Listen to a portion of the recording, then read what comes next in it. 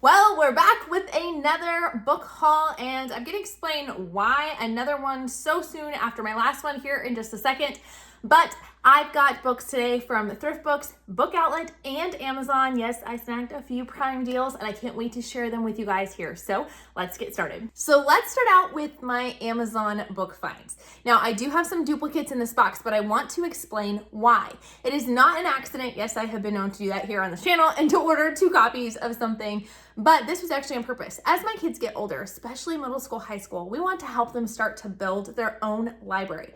So books that we find that are really valuable are ones that they can go back to over and over again. We want to start purchasing a copy for each of our kids. Now, we can't do this for every single great book that we come across, but we do want to start slowly over time, every year, building just a few things that they can keep and own themselves. So first up, when it comes to duplicates, I have the Screwtape Letters. So I got a copy of these for each of my sons. They're going to be going through this with Mindy over at Redefining School in her literature circles for high school, and not only reading through the Screwtape Letters, but also going through and discussing in more detail.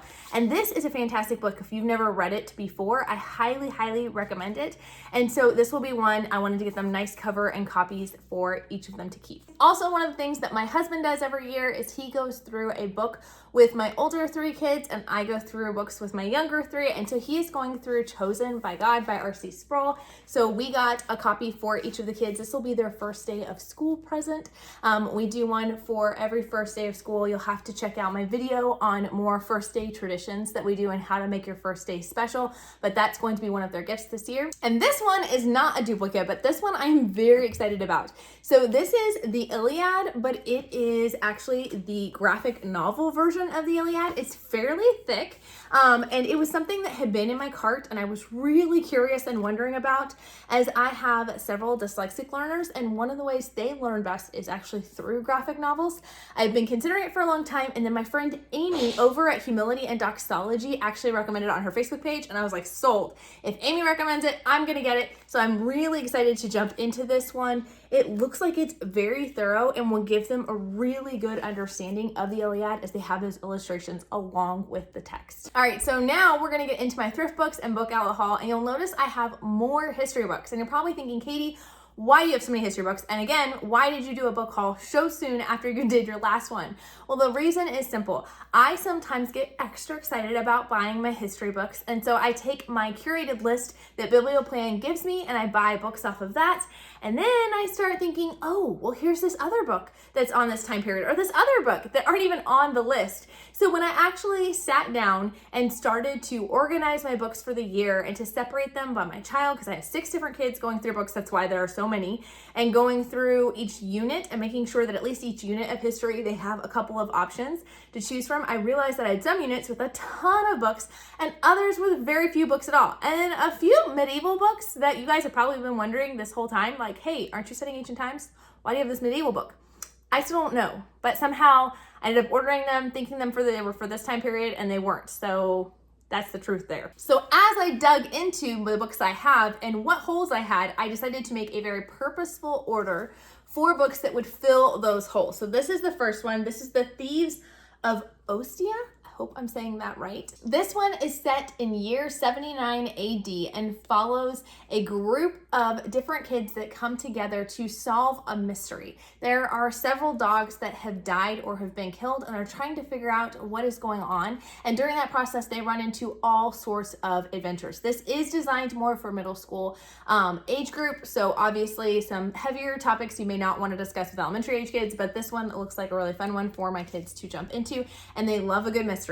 Grandpa's Box, this is done by Star Mead, and I love a lot of her stuff that she has. It says on the back, it was a wooden box simply made. I guess you could call it my war chest, Grandpa said, as the children peered into the box. They saw small figures, animals, people, and objects all carved out of wood. It goes on to explain how Grandpa shares his chest full of treasures and tells stories for each of the different things that he finds in the box. And each chapter goes through a different Bible story as Grandpa shares his treasures and talks about what we learn from each of these stories about God, and not just focusing on the characters within the story. So I think this will be a really fun one to go alongside of our history curriculum, and it was one of the ones that Biblioplan recommended. This is one that has been on my list, and I thought I'd already purchased it, but I hadn't, and it's One Grain of Rice. It tells the story of a little girl and how she is going up against an Indian Raja, and who is keeping all of the rice for himself. And he considers himself to be very wise and powerful, but he is hoarding all of the food for the country for himself. So she decides to do a good deed for him, and in trade for that deed, to ask for one single grain of rice, but that she asked for that single grain of rice to be doubled every day for 30 days. And this goes through how this young girl teaches what real wisdom is, and looking at how things multiply. Your kids get this great visual of this math problem and how small investments, small amounts, can really, really add up for your kids. So this one is a great one, and I'll be going through with my little ones. Next up is Bill and Pete Go Down the Nile. It follows this fun little bird and crocodile as they go down the Nile, and they see different things along their way. This one is one I grew up reading as a kid and really enjoyed. And then of course, I've got another book from one of my favorite series for my kids to enjoy, and that's the Read and Find Out Science series. This is Archaeologists Dig for Clues, and it's taking your kids, helping them to understand what do archaeologists do. And they really do a good job in these books of making it very conversational and easy to read, but you can definitely go fairly in depth on each of these books. So it's talking about how do they go through the different sites? What are they looking for? What are some of the tools that they use here? And then in the back of each of these books, and one of the reasons I love it so much is at the back of each book, they have some kind of hands-on activity. So here they're going to teach your kids how to dig for their own treasure. This is one I have not read myself, but was on the list. I decided to give it a try. Let me know down in the comments if you guys have read it before, but it's called Vinegar Boy. And so I'm going to read the back for you guys. It says, abandoned by his parents and shunned by society, Vinegar Boy is certain he'll be adopted once Jesus removes the ugly birthmark that scars his cheek. But when he carries the drugged vinegar wine to a crucifixion, Vinegar Boy finds himself face to face with the only one who can heal his face. Is there still time for a miracle? This book is a classic work of fiction that has inspired thousands of Christians for decades. So it's done by Moody Publishing. I like some of their stuff. Other things are not my favorite, so we will see. But I would love to hear if you guys have recommendations, or if you guys have read it. This will be one that my middle schooler and high schoolers will read. All right, for Book Outlet, I don't think there are any books in here for our history units, but there are books that, because of books from our history units, are ones that we were excited to jump into. So you guys had recommended to me, I got some of the Magic Treehouse books. You guys had recommended I get the graphic novels. We got one. My daughter's super excited about it, so I decided to get some more of the Magic Treehouse graphic novels. If you guys are not familiar with Book Outlet, all of their books are brand new at discounted prices, guaranteed to be at least 50% off or more. So this one is the graphic novel of Pirates Past Noon. And then I also got the one, The Night of the Ninjas. So I think we either will keep these as prizes for her once she finishes reading her All About Reading. At the end of every level, she gets a prize, and it's usually a book and either a special sweet treat or a little toy that she gets for completing that level. Or we might do it as a birthday gift. I'm not sure which. Oh, I do have a few history books in here, but they definitely were not on any list. I went rogue again. When will I learn? This is a ready to read Living in Egypt. Just kind of going through what it was like living in Egypt. I wanted a slightly easier books for some of my beginning readers to read. And then this one is Why Should I Care About Ancient Chinese?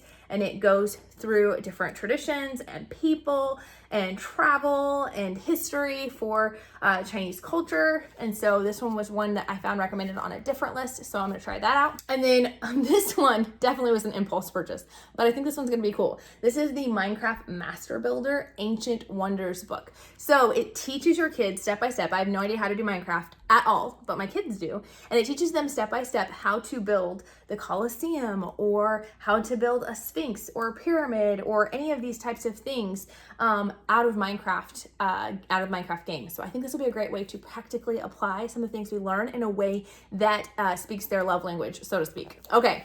This one I'm very pumped about. This is Fun with Hieroglyphics, and this is one of Book Outlet's gift set things. So they have these stamps with different hieroglyphics, And then they have a book that's included that talks more about hieroglyphics. So they can learn about hieroglyphics, and then we can use the stamps here to make some of our own messages with hieroglyphics. So that'll be really fun. And then this is one of the books that follows another book in this series that we got for our history. And this is The Children of Odin. They have really nice hardback books, and we got it for just a couple of bucks. Last but not least, I did grab a few books for my daughter's birthday, and it's 2 other Critter Club books. She's really gotten into these and enjoyed reading them in the hospital this summer, so we decided to grab a few to throw in with her birthday gift this year. Let me know down in the comments, what are some of your favorite books that you've gotten this year, and do you ever have the problem of going rogue on the reading list? And if you want to see what we are doing for curriculum this year, be sure to check out this video here.